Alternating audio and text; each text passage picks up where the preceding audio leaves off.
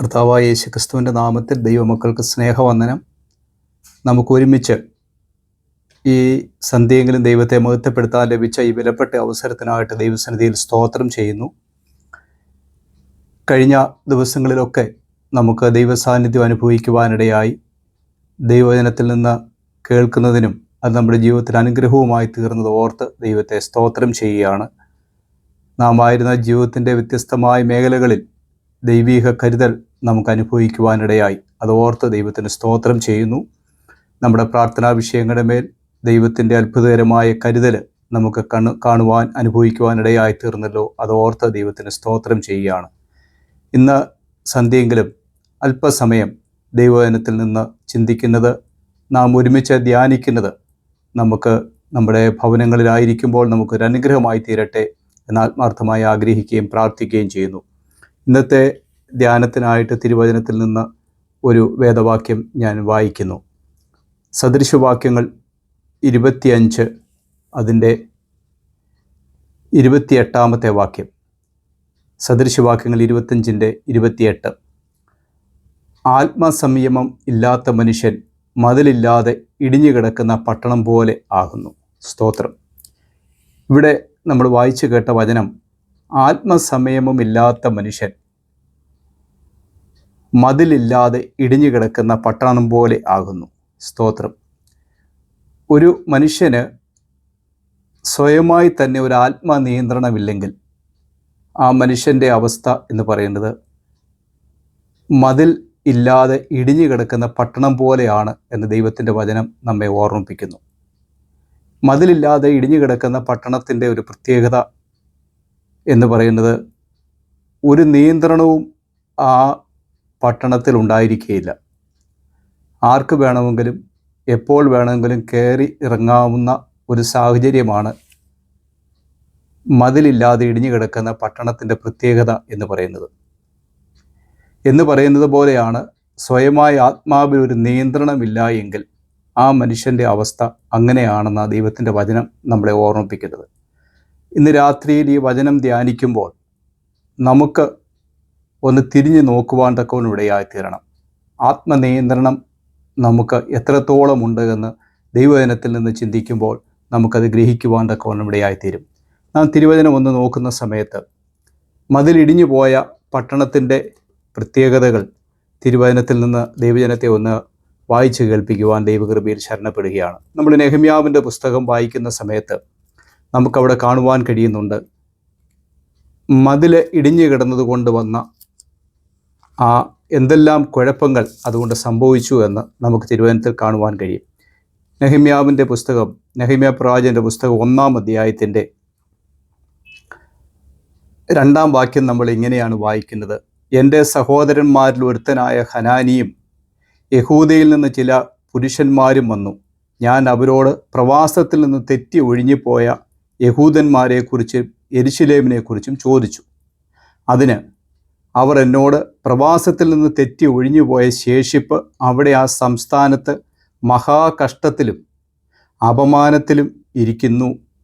യെരുശലേമിൻ്റെ മതിൽ ഇടിഞ്ഞും അതിൻ്റെ വാതിലുകൾ തീ വെച്ച് ചുട്ടും കിടക്കുന്നു എന്ന് പറഞ്ഞു.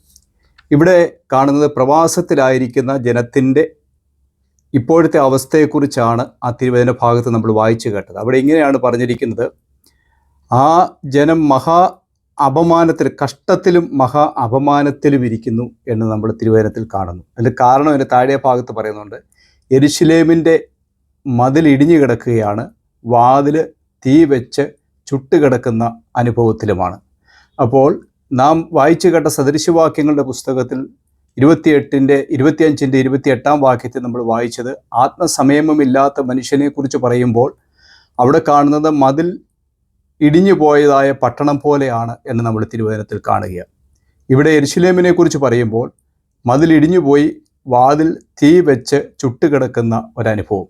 അങ്ങനെയുള്ള ആ പട്ടണത്തിൽ സംഭവിച്ചെന്താണെന്ന് ചോദിച്ചു കഴിഞ്ഞാൽ, മഹാകഷ്ടത്തിലും വലിയ അപമാനത്തിലുമാണ് ഇന്ന് ആ ദേശം കിടക്കുന്നത് എന്ന് നാം തിരുവചനത്തിൽ കാണുകയാണ്. അതേ ദൈവത്തിൻ്റെ മക്കളെ, നമുക്ക് തിരുവചനത്തിൽ നിന്ന് മനസ്സിലാക്കുവാൻ കഴിയുന്ന ഒരു കാര്യം, നമുക്ക് ആത്മാവിൽ ഒരു നിയന്ത്രണം ഇല്ല എങ്കിൽ, ദൈവത്തിൻ്റെ ആത്മാവിൻ്റെ നിയന്ത്രണത്തിലല്ല നാം ആയിരിക്കുന്നത് എങ്കിൽ, കാരണം മനുഷ്യനെ സംബന്ധിച്ച് സ്വയമായി അവന് നിയന്ത്രിക്കുവാൻ എന്തെല്ലാം ക്രമീകരിച്ചാലും സ്വയബുദ്ധിയിലും സ്വയനിയന്ത്രണത്തിലും പലപ്പോഴും പല സാഹചര്യങ്ങളിലും നമുക്ക് നമ്മളെ നിയന്ത്രിക്കുവാനായിട്ട് കഴിയുകയില്ല. എന്നാൽ ആത്മനിയന്ത്രണമില്ലാത്ത മനുഷ്യനെക്കുറിച്ച് പറയുമ്പോൾ അത് മതിലിടിഞ്ഞ പട്ടണം പോലെയാണ്. മതിലില്ലാത്ത പട്ടണത്തിൻ്റെ പ്രത്യേകത എന്ന് പറയുന്നത് അത് മഹാ അപമാനത്തിലും മഹാ കഷ്ടത്തിലുമായി പോകുമെന്ന് ദൈവത്തിൻ്റെ വചനം നമ്മളെ ഓർമ്മിപ്പിക്കുക. അതേ ദൈവമക്കളെ, നമുക്കൊരു നിയന്ത്രണമില്ല എങ്കിൽ, ആത്മസംയമനമില്ല എങ്കിൽ നമ്മുടെ അവസ്ഥകൾ ഇങ്ങനെയായി പോകും എന്ന ദൈവത്തിൻ്റെ വചനം നമ്മളെ ഓർമ്മിപ്പിക്കുന്നത്. നമുക്ക് നമ്മളെ നിയന്ത്രിക്കുവാനായിട്ട് ദൈവസന്നിധിയിൽ കഴിയുന്നില്ല എങ്കിൽ, ഹല്ലേലൂയ, അവിടെ ദൈവത്തിൻ്റെ വചനം നമ്മളെ ഓർമ്മിപ്പിക്കും, നമ്മൾ മഹാ കഷ്ടത്തിലാകും, മഹാ അപമാനത്തിൽ ചെന്നപ്പെടുവാൻ തക്കവണ്ണിടയായിത്തീരും. അതുകൊണ്ട് ഇന്ന് രാത്രിയിൽ ദൈവവചനം കേൾക്കുന്ന ദൈവമക്കൾ വളരെ ആഴമായി മനസ്സിലാക്കേണ്ടുന്ന ഒരു കാര്യം, നമുക്ക് നമ്മെ നിയന്ത്രിക്കുവാൻ, എല്ലാ നിലകളിലും നിയന്ത്രിക്കുവാൻ കഴിയണം. നമ്മുടെ വാക്കിനെയും നമ്മുടെ പ്രവൃത്തികളെയും നമ്മുടെ ചിന്തകളെയും നിയന്ത്രിക്കുവാൻ നമുക്ക് കഴിയണം. പലപ്പോഴും നമ്മുടെ ചിന്തകളെ ആ നിലകളിൽ നിയന്ത്രിക്കാൻ കഴിയാതെ വരുമ്പോൾ നമ്മൾ പരാജയപ്പെട്ടു പോകുന്ന സമയത്ത് ഈ മഹാകഷ്ടവും അപമാനവും നിന്ദയുമൊക്കെ നമ്മുടെ ജീവിതത്തിൽ വന്നു ഭവിക്കുന്നത് നമുക്ക് കാണുവാനിടയായിത്തീരും. ഒരു സ്വയം നിയന്ത്രണമില്ലാതെ വരുന്ന സമയത്താണ് ഇതൊക്കെയും വരുന്നത്. സ്തോത്രം. നമ്മൾ ഇന്നത്തെ സാഹചര്യവുമായി മനസ്സിലാക്കുമ്പോൾ മനുഷ്യരകപ്പെട്ടു പോകുന്ന കെണിയാണ് ഈ പറയുന്ന സാഹചര്യങ്ങൾ എന്ന് പറയുന്നത്. പല കെണികളിലാണ് മനുഷ്യൻ അകപ്പെട്ടു പോകുന്നത്. അന്നേരം തോന്നുന്നതായ ചില ചിന്തകളിൽ വന്നു ഭവിക്കുന്ന അനർത്ഥങ്ങൾ വളരെ വലുതാണ്.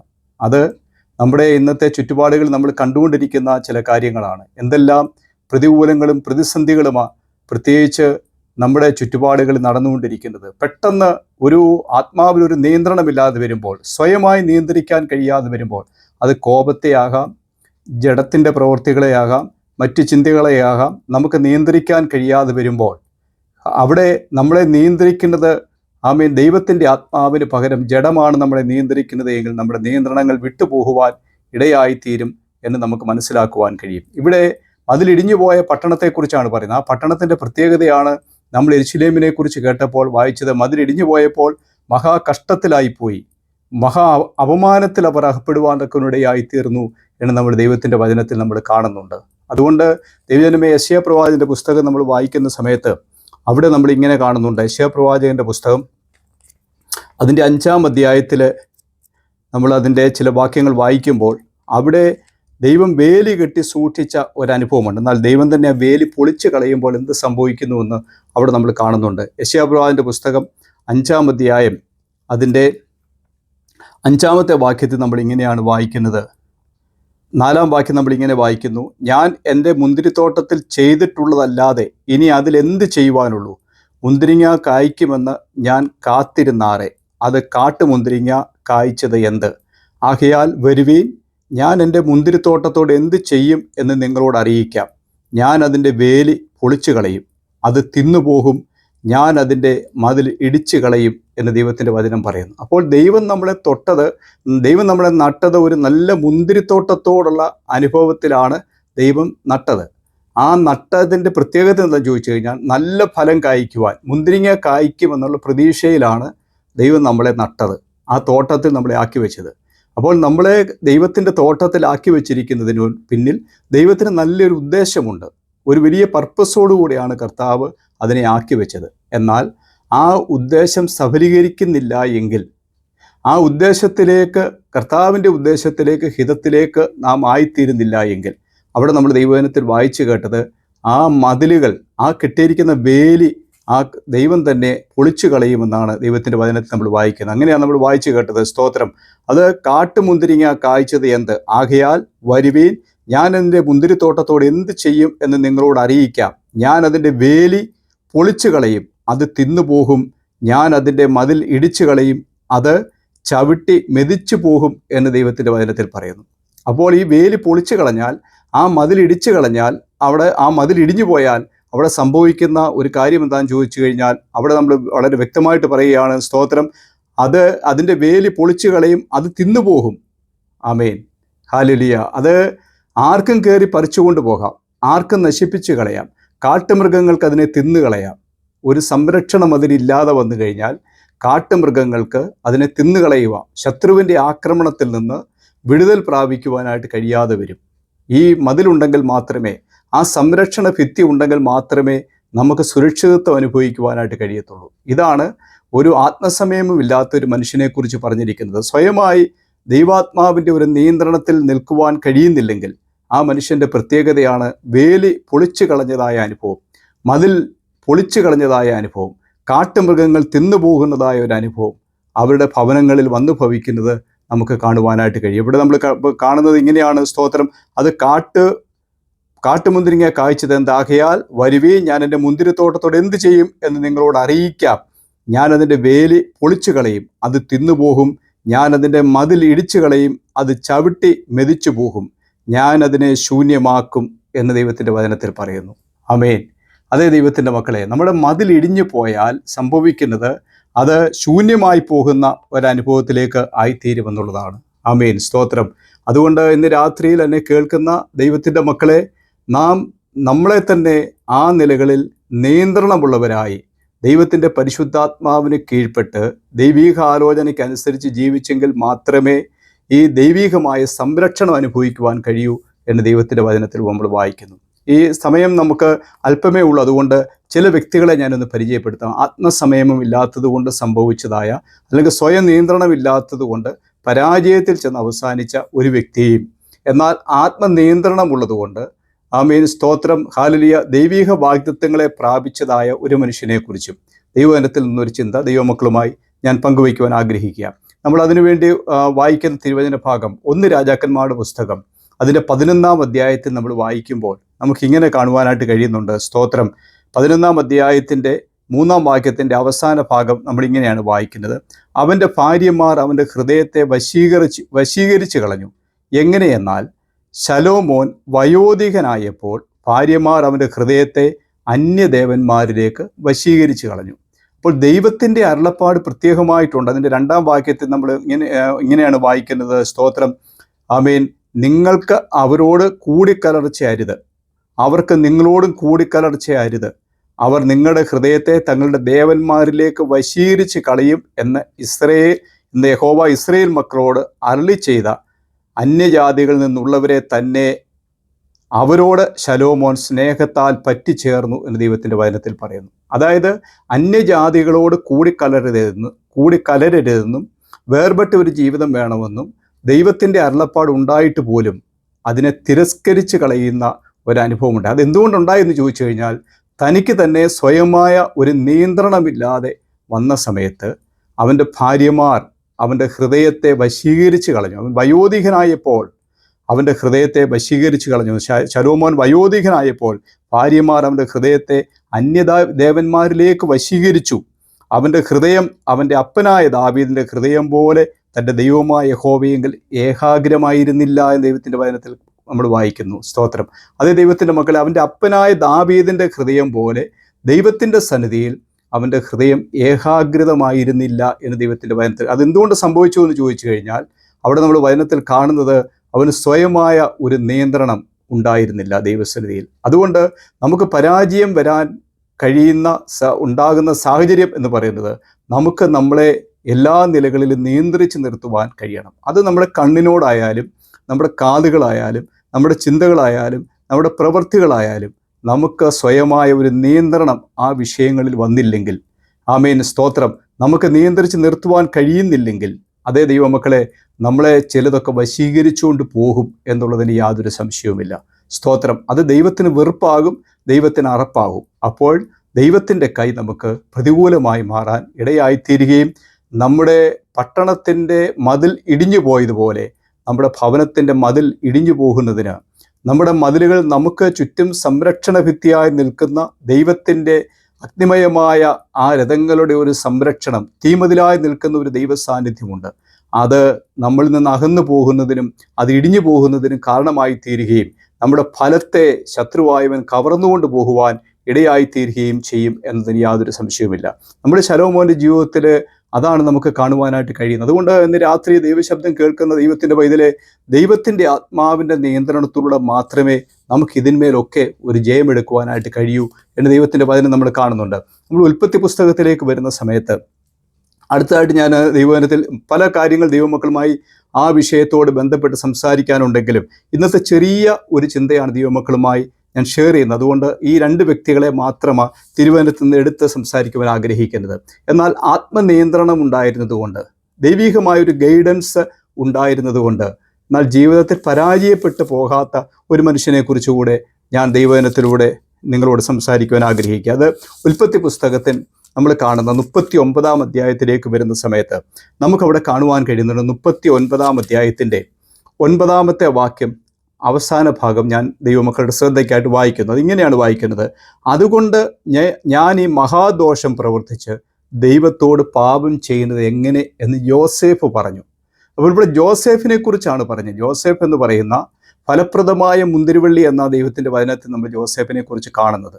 ഈ ഫലപ്രദമായ മുന്തിരിവള്ളി എന്ന സാക്ഷ്യം ലഭിച്ചതായ ഈ മനുഷ്യൻ ഇവിടെ പറയുകയാണ്, ഞാൻ എൻ്റെ ദൈവത്തോട് ഈ ദോഷം ചെയ്ത്, ഈ മഹാദോഷം പ്രവർത്തിച്ച് ദൈവത്തോട് പാപം ചെയ്യുന്നത് എങ്ങനെ. ഇവിടെ ജോസേഫിന് ലഭിച്ചത് ആമേൻ സ്വയമേ നിയന്ത്രിക്കാനുള്ളതായ ഒരു ദൈവ സാന്നിധ്യം, ഒരു ദൈവകൃപ തൻ്റെ ഭക്തൻ്റെ മേൽ ദൈവം അയച്ചു, ദൈവത്താൽ നൽകപ്പെട്ടതുകൊണ്ട് തന്നെ നിയന്ത്രിക്കുവാനായിട്ട് കഴിഞ്ഞു. ആ സമയത്ത് അവൻ്റെ നിയന്ത്രണം വിട്ടുപോയിരുന്നെങ്കിൽ ഒരു മഹാദോഷം, മഹാസങ്കടത്തിലേക്ക് ആ മനുഷ്യൻ പോകുമായിരുന്നു. ദൈവിക വാഗ്ദത്തങ്ങളുള്ളതായ ഒരു മനുഷ്യനായിരുന്നു ജോസഫ് എന്നുള്ളത് നമ്മൾ തിരുവചനത്തിൽ നമ്മൾ കാണുന്നുണ്ട്. അതുകൊണ്ട് സ്തോത്രം, അവൻ്റെ നന്മയെ കവർന്നുകൊണ്ട് പോകാതിരുന്നത്, പിന്നീടുള്ള തൻ്റെ ജീവിതത്തിൽ ദൈവിക നന്മ പ്രാപിക്കുവാനിടയായി തീർന്നത്, ദൈവ സാന്നിധ്യം, അഭിഷേകം നിലനിർത്തുവാൻ കഴിഞ്ഞത്, ദൈവകൃപ പ്രാപിക്കുവാനായിട്ട് കഴിഞ്ഞത്, സ്തോത്രം, പിന്നീടുള്ള ജോസേഫിൻ്റെ ചരിത്രമൊക്കെ നമുക്ക് കാണുവാനായിട്ട് കഴിയുന്നുണ്ട്. സ്തോത്രം, ഹല്ലേലൂയ. എത്ര ശ്രേഷ്ഠമായിട്ടാണ് യോസേഫിൻ്റെ ജീവിതം പിന്നീട് മുൻപോട്ട് പോകുന്നത് എന്ന് നമ്മൾ തിരുവചനത്തിൽ കാണുന്നുണ്ട്. അതുകൊണ്ട് ദൈവമക്കളെ, ഈ ഭാഗമൊക്കെ നമ്മൾ ചിന്തിക്കുമ്പോൾ നമുക്ക് നമ്മെ നിയന്ത്രിക്കുവാൻ കഴിയാത്ത സാഹചര്യങ്ങളിലൂടെ ഒരുപക്ഷെ നമ്മൾ അങ്ങനെയുള്ള ഒരു ടെംപ്റ്റേഷൻ നമുക്ക് കടന്നു വരാം. ചില സംസാരങ്ങളിൽ ഏർപ്പെടുമ്പോൾ, ചില ചിന്തകളിൽ ഏർപ്പെടുമ്പോൾ, ചില പ്രവൃത്തികളിൽ ഏർപ്പെടുമ്പോൾ ഒക്കെ നമ്മൾ അതിനകത്തിൽ അകപ്പെട്ടു പോകുവാനിടയായിത്തീരും. എന്നാൽ ദൈവമക്കളെ, നമുക്ക് അതിൻ്റെ മേലൊരു ജയം നൽകുന്നത് ദൈവത്തിന് നമുക്ക് വേണ്ടി വാഗ്ദത്തം ചെയ്ത് നമുക്ക് വേണ്ടി ഐക്യപ്പെട്ടിരിക്കുന്ന ദൈവത്തിൻ്റെ പരിശുദ്ധാത്മാവിൻ്റെ നിയന്ത്രണത്തിൽ മാത്രമേ ഉള്ളൂ. ഇല്ലെങ്കിൽ നമ്മൾ പരാജയപ്പെട്ടു പോകും എന്ന് ദൈവത്തിൻ്റെ വചനം നമ്മൾ വായിക്കുക. അതുകൊണ്ട് ആത്മനിയന്ത്രണമില്ലാത്ത ഒരു മനുഷ്യനെ സംബന്ധിച്ച് അവൻ തികച്ചും പരാജയപ്പെട്ടവരും ആമേൻ മതിലിടിഞ്ഞു പോയ ഒരു പട്ടണം പോലെയുമായി തീരുമെന്ന ദൈവത്തിൻ്റെ വചനത്തിൽ നമ്മൾ കാണുവാൻ കഴിയുന്നുണ്ട്. അതുകൊണ്ട് ഇന്ന് രാത്രിയിൽ നമുക്ക് നമ്മെ ദൈവകരങ്ങളൊന്ന് ഏൽപ്പിച്ചു കൊടുത്ത് നമ്മളെ ഒന്ന് പരിശോധിക്കുവാനിടയായിത്തീരണം. നമ്മുടെ ഇന്ന് വരെയുള്ള ജീവിതത്തിൻ്റെ കാലയളവിനെ ഒന്ന് പരിശോധിച്ച് നോക്കിയാൽ നമുക്ക് ഈ തിരുവചനത്തിൻ്റെ സത്യങ്ങളെ നമുക്ക് ആഴമായിട്ട് ഗ്രഹിക്കുന്നതിനും നമുക്ക് നമ്മെ തന്നെ ഒന്ന് ദൈവകരങ്ങൾ ഏൽപ്പിച്ചു കൊടുക്കുന്നതിനും തുടർന്നുള്ള നാളുകളിൽ സ്തോത്രം, ഹല്ലേലൂയ, ദൈവിക സംരക്ഷണം അനുഭവിക്കുവാൻ നമുക്കിടയായിത്തീരും. പലപ്പോഴും പല വ്യക്തികളും ജീവിതത്തിൽ പരാജയപ്പെട്ടു പോകുന്നത് ദൈവിക സംരക്ഷണം അവർ നഷ്ടപ്പെട്ടു പോകുമ്പോൾ ശത്രുവിൻ്റെ കയ്യിൽ നമ്മൾ അകപ്പെട്ടു പോവുകയാണ്. ആമേൻ. ശത്രുവിനാൽ നാം മുറിവേൽക്കുന്നതായ സാഹചര്യം ഉണ്ടാവുകയാണ്. കാരണം നമ്മുടെ വേലി പൊളിഞ്ഞുപോയി, ദൈവിക സംരക്ഷണമില്ലാതെ പോവുകയാണ്. സ്തോത്രം. യോബിനെ കുറിച്ച് അതുകൊണ്ടാണല്ലോ സാത്താൻ ദൈവസേനയിൽ ചെന്ന് നിന്ന് പറയുന്നത്, സ്തോത്രം, നീ അവന് ചുറ്റും വേലി കെട്ടി സൂക്ഷിച്ചിരിക്കുന്നത് കൊണ്ടാണ് ഈ സ്തോത്രം അവൻ നിന്നെ തള്ളി പറയാത്തത്. അവനും അവനുള്ളതിനൊക്കെയും നീ വേലി കെട്ടി സൂക്ഷിച്ചിരിക്കുക. അപ്പോൾ സാത്താന് പോലും അറിയാം ദൈവമാണ് നമുക്ക് ചുറ്റും വേലി കെട്ടി സൂക്ഷിക്കുന്നത് എന്ന്. അതുകൊണ്ട് ഇന്ന് രാത്രിയിൽ എന്നെ കേൾക്കുന്ന ദൈവത്തിൻ്റെ വൈദ്യരെ ആ ദൈവികമായ സംരക്ഷണം, ദൈവികമായ കരുതൽ അനുഭവിക്കുവാൻ നമുക്കിടയായിത്തീരണം. അതിന് ദൈവത്തിൻ്റെ ആത്മാവ് നമ്മളെ ശക്തീകരിക്കുക. എഫേസ്യ ലേഖനം നമ്മൾ വായിക്കുന്ന സമയത്ത് നമുക്ക് കാണുവാൻ കഴിയുന്നുണ്ട്. സ്തോത്രം. അതിൻ്റെ 2-ാം അധ്യായത്തിൽ ഇങ്ങനെയാണ് നമ്മൾ വായിക്കുന്നത്: അതിക്രമങ്ങളാലും പാപങ്ങളാലും മരിച്ചവരായിരുന്ന നിങ്ങളെയും അവൻ ഉയർപ്പിച്ചു. അവയിൽ നിങ്ങൾ മുൻപേ ഈ ലോകത്തിൻ്റെ കാലഗതിയെയും ആകാശത്തിലെ അധികാരത്തിനും അനുസരണക്കേടിൻ്റെ മക്കളിൽ ഇപ്പോൾ വ്യാപരിക്കുന്ന ആത്മാവിനും അധിപതിയായവനെയും അനുസരിച്ച് നടന്നു. നമുക്ക് മുൻപൊരു നടപ്പുണ്ടായിരുന്നു. എഫേസ്യ ലേഖനത്തിൽ അപ്പോസ്തലനായ പൗലോസ് ലേഖനം എഴുതുമ്പോൾ ദൈവത്തിൻ്റെ ആത്മാവിനാൽ എഴുതുകയാണ്, നമുക്ക് മുൻപൊരു നടപ്പുണ്ടായിരുന്നു. അതെങ്ങനെയായിരുന്നു? സ്തോത്രം, നമ്മൾ സകലത്തിനും ആമേൻ സ്തോത്രം ഈ ലോകത്തിൻ്റെ കാലഗതിയും ആകാശത്തിലെ അധികാരത്തിനും പിന്നെ അനുസരണക്കേടിൻ്റെ മക്കളിൽ ഇപ്പോൾ വ്യാപരിക്കുന്ന ആത്മാവിനും അധിപതിയായവനെയും അനുസരിച്ച് നടന്നു. ആമേൻ. അവിടെ എന്താ പറഞ്ഞിരിക്കുന്നത്? ഹല്ലേലൂയ. അതായത് ഇപ്പോൾ ഈ അനുസരണക്കേടിൻ്റെ മക്കളിൽ ഇപ്പോൾ വ്യാപരിക്കുന്ന ആത്മാവിനും അധിപതിയായവനെയും ആമേൻ സ്തോത്രം നമ്മൾ അനുസരിച്ച് നടന്ന ഒരു കാലം നമുക്കുണ്ടായിരുന്നു. അവിടെയാണ് നമുക്ക് സ്വയം നിയന്ത്രണമില്ല. നമ്മളെ നിയന്ത്രിക്കേണ്ടത് മറ്റെന്തോക്കെ ആയിരുന്നു നമ്മളെ നിയന്ത്രിച്ചുകൊണ്ടിരുന്നത്. എന്നാൽ ഇന്ന് നമ്മളെ നിയന്ത്രിക്കുന്നത് നമ്മുടെ ഉള്ളിൽ വാസം ചെയ്യുന്നതായ ദൈവത്തിൻ്റെ ആത്മാവാണ്. അവരുടെ ഇടയിൽ നാം എല്ലാവരും മുൻപേ നമ്മുടെ ജഡമോഹങ്ങളിൽ നടന്നു. ഒരു കാലത്ത് നമ്മൾ ജഡമോഹങ്ങളിൽ നടന്നവരായിരുന്നു. സ്തോത്രം. ജഡത്തിനും മനോവികാരങ്ങൾക്കും ഇഷ്ടമായത് ചെയ്തുകൊണ്ട് മറ്റുള്ളവരെ പോലെ പ്രകൃതിയാൽ കോപത്തിൻ്റെ മക്കളായിരുന്നു. ഒരു കാലത്ത് നമുക്ക് ഒരു നിയന്ത്രണവുമില്ലായിരുന്നു. ഇഷ്ടമുള്ളത് ചിന്തിക്കാമായിരുന്നു, ഇഷ്ടമുള്ള പോലെ പ്രവർത്തിക്കാമായിരുന്നു. ആമേൻ, സ്തോത്രം. അന്ന് നമ്മൾ ആരായിരുന്നു? കോപത്തിൻ്റെ മക്കളായിരുന്നു. ദൈവകോപത്തിന് പാത്രീഭവിച്ചവരായിരുന്നു. മതിലിടിഞ്ഞുപോയ പട്ടണം പോലെയായിരുന്നു. ശാപത്തിൻ്റെ കീഴിലായിരുന്നു, നിന്ദയുടെ കീഴിലായിരുന്നു, പരിഹാസത്തിൻ്റെ കീഴിലായിരുന്നു. എന്നാൽ ഇന്നോ അവൻ നമ്മളെ സ്വാതന്ത്ര്യത്തിലേക്ക് കൊണ്ടുവന്നു. ഹല്ലേലൂയ, സ്തോത്രം. അതുകൊണ്ട് ആ ദൈവത്തിൻ്റെ വചനത്തെ നമ്മൾ വായിക്കുന്നത്, സ്തോത്രം, ഈ തിരുവചനത്തെ നമ്മൾ വായിക്കുന്നത് പ്രകൃതിയാൽ കോപത്തിൻ്റെ മക്കളായിരുന്നു. എന്നാൽ കരുണാസമ്പന്നനായ ദൈവമോ നമ്മെ സ്നേഹിച്ച മഹാസ്നേഹ നിമിത്തം അതിക്രമങ്ങളാൽ മരിച്ചവരായിരുന്ന നമ്മെ ക്രിസ്തുവിനോടുകൂടെ ജീവിപ്പിക്കുകയും കൃപയാലത്രേ നിങ്ങൾ രക്ഷിക്കപ്പെട്ടിരിക്കുന്നു. ഹല്ലേലൂയ. അതേ ദൈവമക്കളെ, നമുക്ക് ദൈവാത്മാവിൻ്റെ ഒരു നിയന്ത്രണം തന്ന് ദൈവകൃപയ്ക്കുള്ളിൽ നമ്മളെ ആക്കി കൃപയാൽ ഈ രക്ഷയുടെ പെട്ടകത്തിലായി തീരുവാൻ കർത്താവ് നമുക്ക് കൃപ തന്നു. സ്തോത്രം. ഇപ്പോൾ നമ്മൾ എവിടെയാ? ഒരു സംരക്ഷണ മതിലിനകത്താണ്. ദൈവത്താൽ കെട്ടി അടയ്ക്കപ്പെട്ടതായ ഒരു മുന്തിരിത്തോട്ടം, ആമേൻ, അനുഭവമാണ്. മുന്തിരിത്തോട്ടത്തിൻ്റെ അനുഭവമാണ് നമുക്ക് നമ്മുടെ കുടുംബത്തിനും ദൈവം തന്നിട്ടുള്ളത്. അത് കാട്ടുമൃഗങ്ങൾക്ക് അതിനെ കവർന്നുകൊണ്ട് പോകുവാൻ കഴിയുകയില്ല. ചെറുകുറുക്കന്മാർക്ക് അതിൻ്റെ നന്മയെ കവർന്നുകൊണ്ട് പോകുവാൻ കഴിയുകയില്ല. ശത്രുവിന് ആ നന്മയെ കവർന്നുകൊണ്ട് പോകുവാൻ കഴിയത്തില്ല. ആമേൻ. എന്തുകൊണ്ടെന്നാൽ ആ വലിയൊരു സംരക്ഷണ മതില്, ദൈവത്തിൻ്റെ തീമതില് നമുക്ക് ചുറ്റും അഗ്നിമയമായ രഥങ്ങളാൽ വിടുവിക്കുന്ന ദൈവിക സാന്നിധ്യം നമുക്ക് അനുഭവിച്ചറിയുവാനിടയായിത്തീരും. അതുകൊണ്ട് ഇന്ന് രാത്രിയിൽ, ഹല്ലേലൂയ, എന്നെ കേൾക്കുന്ന ദൈവത്തിൻ്റെ മക്കളെ, ആ ദൈവകൃപയുടെ അധികമായ അളവ്, ആ ദൈവിക സാന്നിധ്യം നമുക്ക് അനുഭവിക്കുവാൻ തക്കവനിടയായിത്തീരട്ടെ. സ്തോത്രം. ദൈവത്തിൻ്റെ വചനം നമ്മൾ വായിക്കുന്നുണ്ടല്ലോ, അവൻ എന്നോട് പറ്റിയിരിക്കിയാൽ ഞാൻ അവനെ വിടുവിക്കും, അവൻ എൻ്റെ നാമത്തെ അറിയിയാൽ ഞാൻ അവനെ ഉയർത്തുമെന്ന്. അവനോട് നമുക്ക് പറ്റിയിരിക്കാം.